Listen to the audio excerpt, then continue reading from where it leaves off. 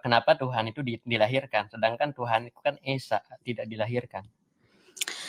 Ya, memang di dalam Alkitab pada saat terjadi Adam dan Hawa dihukum ya di Taman Eden oleh Tuhan Yesus. Pada saat itu juga Tuhan Yesus Taman Eden ya. Taman Eden ya. Ya. Di Taman Eden kan Tuhan Yesus berfirman kepada Adam dan Hawa ya di Kejadian 3 ayat 17 sampai 19. Oleh karena dosamu bumi sudah terkutuk. Yang jadi pertanyaan tadi, ini jangan dipotong dulu. Bentar, aku potong di sini ya. Mana duluan Adam yang lahir daripada Yesus? Tuhan Yesus yang menciptakan Adam. Nggak ada itu. Yohanes 1 ayat 3, segala sesuatu diciptakan oleh Tuhan Yesus. Tanpa Tuhan Yesus tidak ada sesuatu yang jadi dari segala yang dijadikan. Jadi segala sesuatu termasuk Adam, bro. Haleluya, terpujilah Tuhan Yesus Kristus. Jadi gini, yang jadi pertanyaan Diki, kamu ini bertanya itu teratur lah, jangan lari sana lari sini. Jadi gini saudaraku, kamu harus paham dulu yang satu, baru kamu bertanya yang lain. Nah, Tuhan Yesuslah pencipta segala sesuatu, karena Yohanes 1 ayat 3, Kolose 1 ayat 16. Iya benar. Wahyu 3 ayat 14, Tuhan Yesuslah pencipta segala sesuatu termasuk manusia. Nah, Tuhan Yesus menciptakan Adam dan Hawa itu menurut gambar dan rupanya. Nah, makanya kamu tahu nggak makhluk ciptaan Tuhan Yesus yang paling indah apa? Manusia. Yang paling indah, paling mulia ya, paling sempurna itu ciptaannya adalah manusia. Karena apa? Kita ini diciptakan menurut gambar dan rupanya. Sesuai dengan firman Tuhan di Kejadian 1 ayat 27 sampai 29 ya. Tuhan Yesus menciptakan manusia menurut gambar dan rupanya. Jadi rupa kita ini itu mengikuti gambar Tuhan Yesus. Bukan Tuhan Yesus yang mengikuti gambar kita. Karena Tuhan Yesus itu adalah Allah yang Maha Kuasa, dia adalah Roh yang berkuasa, tetapi dia tahu, ya dia Allah yang Maha tahu, dia akan datang menjadi manusia pada abad pertama. Maka kita diciptakan menurut gambar dan rupanya. Gitu, wow, haleluya, terpujilah Tuhan Yesus Allah yang Maha Besar. Nah, itulah saudaraku, ketika manusia itu mati, kembali menjadi debu tanah, dia datang dari surga, menyatakan dirinya, menyelamatkan kita dengan darahnya yang kudus. Karena manusia yang mati ini supaya bisa lagi bangkit dari kematian, harus ada darah yang kudus. Harus melalui darah yang kudus, saudaraku. Sebab apa? Kalau kamu baca di hukum Taurat, Imamat 17 ayat 11, nyawa manusia ada dalam darahnya, dan darah itu pengantara antara nyawa. Karena darahnya Adam sudah berdosa, maka mati. Jadi supaya kita orang berdosa ini, darah kita yang berdosa ini supaya hidup, harus ada darah yang menyucikan, yaitu darah Kristus. Jadi darah Kristus itu menyucikan dan menghidupkan. Tanpa darah Kristus tidak ada seorang pun yang bisa layak masuk surga. Jadi kita harus disucikan dulu dengan darah Kristus. Ya, jadi darah ini banyak manfaatnya ya. Kalau darah kita sehat, bagus, umur kita akan panjang. Apalagi kalau suci, nggak berdosa, wah kita nggak akan mati. Tapi karena kita sudah berdosa, kita membutuhkan darah yang kudus, darah yang berkuasa, itulah darah Tuhan Yesus. Tuhan Yesus berfirman, Matius 26 ayat 28, inilah darahku yang ditumpahkan bagi banyak orang untuk pengampunan dosa. Nah makanya saudaraku, kalian itu harus baca hukum Taurat. Ya, di kitab Imamat sangat banyak firman Tuhan, untuk mendapatkan pengampunan harus melalui kurban darah. Nah kan ada kurban domba itu. Kalian nggak tahu kan kenapa ada kurban domba, darahnya itu dipercik di bait suci? Kalian nggak tahu kan? Nah makanya supaya nggak bingung makna pengorbanan Tuhan di atas kayu salib, harus baca hukum Taurat. Karena darah domba yang ditumpahkan ya, yang dipercik di bait suci itu melambangkan tipologi darah Kristus yang menyucikan kita. Nah, kalau kamu percaya kepada hukum Taurat, bacalah sungguh-sungguh.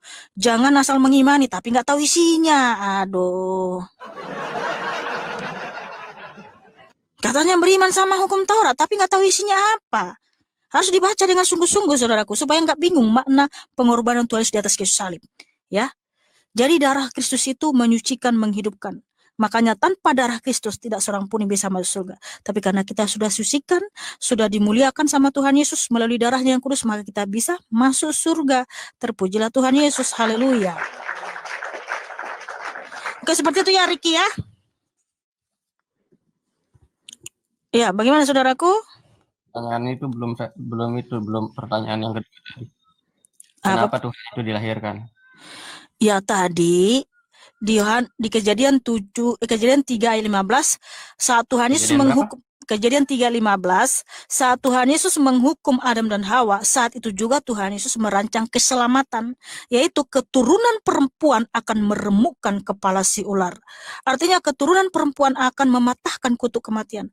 Jadi ketika Mesias itu datang ke dunia harus melalui seorang perempuan, yaitu Bunda Maria. Makanya dia harus dilahirkan dulu untuk menggenapi nubuatan itu. Kejadian Ya. berapa? Kejadian 3:15. Dan kemudian juga 3:15. ya di Yesaya 7:14 bahwa seorang perempuan muda akan mengandung dan melahirkan seorang anak laki-laki yang disebut Immanuel. Allah menyertai kita. Allah itu datang menyertai kita dan dia datang menjadi manusia, saudaraku, ya. Karena apa? Karena yang mau diselamatkan adalah kita, yang adalah gambaran dan kita ini adalah gambar dan rupa Allah. Gitu, saudaraku, Tuhan ya. Yesus berkorbannya ke siapa, Kak? Tadi Kakak sebut korbankan Darahnya untuk kita, ya. Ya. Iya, tahu untuk kita, tapi ke siapa? Ke siapa dia? Iya. Tuhan Yesus Kristus menebus kita dari hukumnya sendiri, ya, saudaraku. Tadi di Kejadian 2:17. Kan Tuhan yang membuat hukum. Kejadian 2:17, jangan makan buah pohon pengetahuan, pada saat engkau memakannya pastilah engkau mati. Nah, pohon tersebut itu apa? Pohon yang dimaksud itu? Racun. Itulah bukan racun. Nah, kenapa disebut pohon pengetahuan dan yang jahat? Karena kalau kita tetap setia, artinya pohon itu jadi pohon pengetahuan yang baik, ya. Kalau kita jahat, artinya melanggar, artinya pohon itu jadi jahat. Karena apa? Kita telah melanggarnya, gitu. Nah, itu kan hukum Tuhan Yesus kekal abadi. Jadi kalau dilanggar kita mati. Nah, Tuhan sudah datang menebus kita dari hukumnya sendiri, saudaraku. Nah, ada yang bilang Tuhannya laki-laki. Tuhan itu roh, ya. 2 Korintus 2 ayat 2 Korintus 3 ayat 17, Yohanes 1 ayat 24, Allah itu roh, ya. Tuhan itu roh. Jadi Yesus Kristus adalah roh yang berkuasa, tapi dia bisa datang dalam menjadi manusia. Ada ya 24. Saya masih bingung ini ke siapa penebusan dosanya, Kak. Tadi kan saya sudah bilang, saudaraku, iya, Tuhan menebus kita dari hukumnya sendiri. Dari hukumnya sendiri, ya. Hukum yang dibuat sendiri lebih tinggi. Iya. Termasuk kan Tuhan Yesus yang buat hukum itu. Tuhan Yesus lah hukum itu. Iya, makanya saya nggak mudeng ini. Berarti hukum yang dibuat oleh Tuhan Yesus lebih tinggi, ya, daripada dia sendiri, gitu. Lah kan yang pembuat hukum itu kan dia sendiri, bro. Kan tidak ada yang lebih tinggi dari dia. Ini. Loh. Sementara dia harus mengorbankan dirinya untuk menebus kita. Iya, begini Riki. Yang dibuat. Kenapa bukan malaikat yang datang menyelamatkan kita dari kutuk kematian? Ya karena malaikat nggak bisa menebus manusia yang sudah mati dari hukum Tuhan. Kenapa bukan nabi, apalagi nabi? Siapa Yohanes itu yang angkat jadi rasul? Makasih saudaraku, Tuhan Kristus memberkatimu, ya. Jadi tidak ada yang setara dengan dia, makanya dia sendiri yang datang menyelamatkan kita dari hukumnya sendiri, saudaraku, ya. Tuhan Kristus memberkatimu, saudaraku.